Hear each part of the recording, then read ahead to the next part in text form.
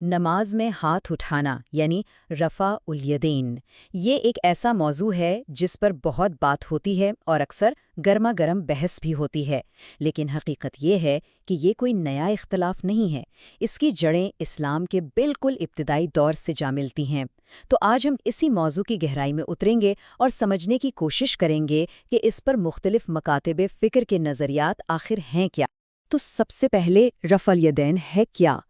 بالکل سیدھے لفظوں میں یہ نماز کے دوران کچھ خاص موقعوں پر جیسے رکوع میں جاتے اور اٹھتے ہوئے ہاتھوں کو کندھوں یا کانوں تک اٹھانے کا عمل ہے، اور یہی وہ مخصوص عمل ہے جو ایک طویل فقہی بحث کا مرکز رہا ہے۔ اچھا، اب ایک بہت ہی اہم بات سمجھنے کی ہے۔ یہ مسئلہ کبھی بھی لڑائی جھگڑے کا نہیں تھا، بلکہ یہ ایک علمی اور فقہی اختلاف تھا۔ اس کی سب سے بہترین مثال امام شافعی اور ان کے استاد امام مالک کی ہے۔ دونوں کی اس مسئلے پر رائے بالکل مختلف تھی، لیکن ان کے درمیان جو محبت اور احترام کا رشتہ تھا وہ کمال کا تھا۔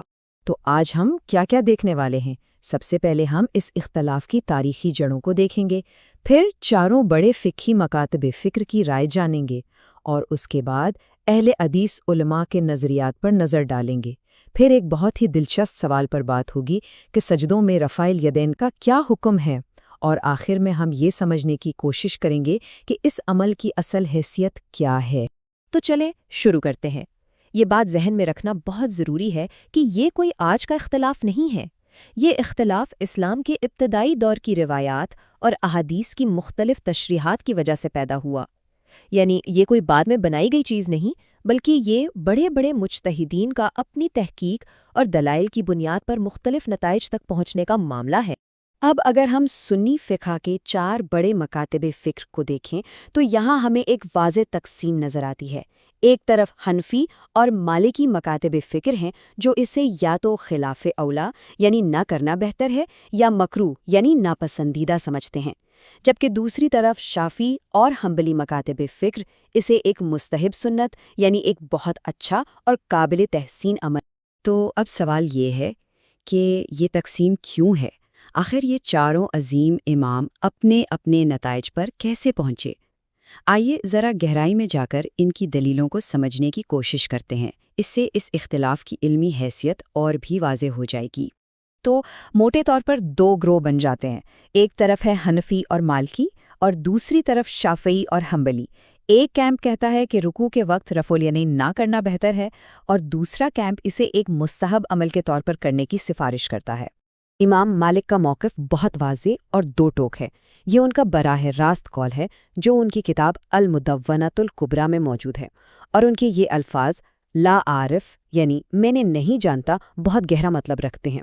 اس کا مطلب ہے کہ ان کے علم کے مطابق اہل مدینہ کا عمل تکبیر تحریمہ کے علاوہ کہیں اور ہاتھ اٹھانے کا نہیں۔ اب اس کے بالکل برعکس ان کے شاگرد امام شافعی کا موقف دیکھیں۔ وہ اپنی مشہور کتاب کتاب الام میں واضح طور پر لکھتے ہیں کہ ہر نماز پڑھنے والے کو 3 جگہوں پر ہاتھ اٹھانے چاہیے۔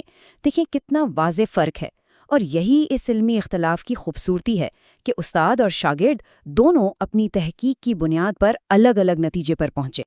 اچھا، اب آتے ہیں اہل حدیث مکتب فکر کی طرف۔ عام طور پر یہ سمجھا جاتا ہے کہ وہ سب رفع الیدین کے سختی سے قائل ہیں، لیکن اور یہ بہت دلچسپ بات ہے، جب ہم ان کے اپنے بڑے علماء کو پڑھتے ہیں تو تصویر کافی مختلف نظر آتی ہے۔ یہاں حیران کن حد تک مختلف آراء موجود ہیں۔ سب سے پہلے سید نذیر حسین دہلوی کو ہی لے لیں۔ وہ کیا کہتے ہیں؟ وہ کہتے ہیں کہ اس موضوع پر بحث کرنا ہی تعصب اور جہالت ہے۔ کیوں؟ کیونکہ ان کے نزدیک رفع یدین کرنا اور نہ کرنا دونوں ہی طریقے ثابت ہیں۔ پھر ثناء اللہ امرتسری کا موقف آتا ہے۔ وہ اسے مستحب کہتے ہیں، مطلب کر لیں تو ثواب ہے، لیکن اگر کوئی نہ کرے تو اس کی نماز میں کوئی کمی نہیں آتی، نماز بالکل ٹھیک ہے۔ یہ ایک بہت معتدل رائے ہے۔ نواب صدیق حسن خان تو اس سے بھی ایک قدم آگے جاتے ہیں۔ وہ کہتے ہیں کہ رفع الیدین کرنا بھی سنت ہے اور اسے چھوڑنا بھی سنت ہے، یعنی دونوں ہی نبی صلی اللہ علیہ وآلہ وسلم سے ثابت شدہ طریقے ہیں۔ اس کا مطلب ہے کہ ان کے نزدیک دونوں پر عمل کرنے کی پوری گنجائش ہے۔ اور آخر میں شاہ اسماعیل دہلوی کا یہ مضبوط بیان دیکھیں جو رفع یدین نہ کرنے کے انتخاب کا کھل کر دفاع کرتا ہے۔ تو ان چاروں اقتباسات سے کیا پتہ چلتا ہے؟ یہی کہ جس مکتب فکر کو اس مسئلے کا سب سے بڑا علمبردار سمجھا جاتا ہے، اس کے اپنے بڑے علماء کے درمیان بھی آراء کا کتنا زیادہ تنوع موجود ہے۔ یہاں سے بحث ایک اور بہت دلچسپ موڑ لیتی ہے۔ ماخذی مواد ایک ایسا سوال اٹھاتا ہے جو سوچنے پر مجبور کر دیتا ہے، خاص طور پر ان کے لیے جو رکوع میں رفع الیدین کو بہت ضروری سمجھتے ہیں۔ اور سوال یہ ہے، اگر رکوع میں جاتے اور اٹھتے ہوئے ہاتھ اٹھانا ایک اہم سنت ہے، تو پھر سجدوں میں جاتے اور اٹھتے ہوئے رفع الیدین کیوں نہیں کیا جاتا، جبکہ اس کا ثبوت بھی مستند احادیث سے ملتا ہے؟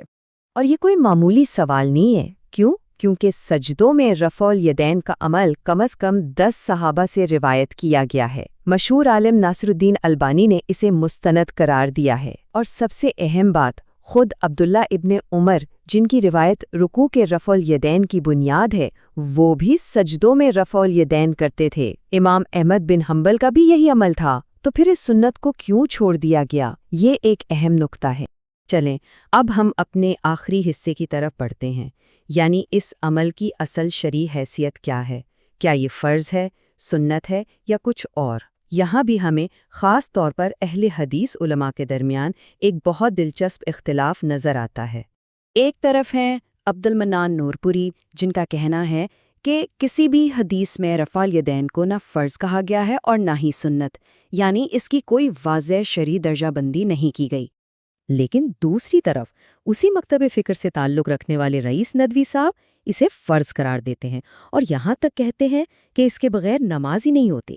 سوچیں، ایک ہی مکتب فکر کے اندر رائے کا کتنا بڑا فرق ہے۔ اور پھر ایک تیسری رائے محمد گوندلوی صاحب کی ہے، جو کہتے ہیں کہ رفع الیدین کو چھوڑ دینا بھی سنت ہے۔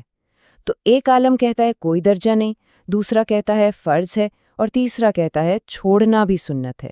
اس سے صاف ظاہر ہے کہ اس عمل کی حیثیت پر بھی کوئی اتفاق رائے نہیں ہے۔ تو آخر میں ہم کس نتیجے پر پہنچتے ہیں؟ یہی کہ رفع الیدین کا مسئلہ کوئی سیدھا سادہ صحیح اور غلط کا معاملہ نہیں ہے۔